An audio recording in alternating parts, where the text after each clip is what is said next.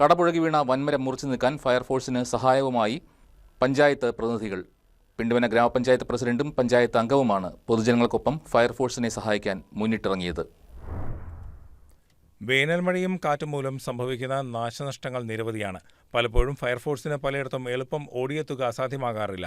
ഈ സാഹചര്യത്തിലാണ് പല സ്ഥലങ്ങളിലും പൊതുജനങ്ങളുടെ സഹായവും അഗ്നിരക്ഷാസേനയ്ക്ക് ആവശ്യമായി വരികയാണ്. പിണ്ടിമന പഞ്ചായത്ത് 14-ാം വാർഡിൽ പഞ്ചായത്ത് വക കെട്ടിടത്തിന് മുകളിലേക്ക് കടപുഴകി വീണ വലുപ്പം കൂടിയ തേക്കുമരം പഞ്ചായത്ത് പ്രതിനിധികളുടെ നേതൃത്വത്തിൽ ഫയർഫോഴ്സിന്റെ സഹായത്തോടെ മുറിച്ചുമാറ്റിയത്.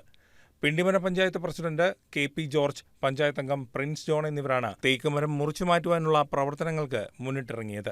കോതമംഗലത്ത് നിന്നുള്ള ഫയർ ആൻഡ് റെസ്ക്യൂ ഉദ്യോഗസ്ഥരായ സിനോജ്, ആബിദ്, ശ്യാം മോഹൻ, ജിസൺ സജി, രാജീവൻ, വേട്ടമ്പാറയിലെ സന്നദ്ധ പ്രവർത്തകനായ ചുള്ളാക്കുടിയിൽ ജിൻസ് ജോർജ്, കുളങ്ങാട്ടുകുഴിയിലെ നാട്ടുകാർ തുടങ്ങിയവർ പ്രവർത്തനങ്ങളിൽ പങ്കാളികളായി.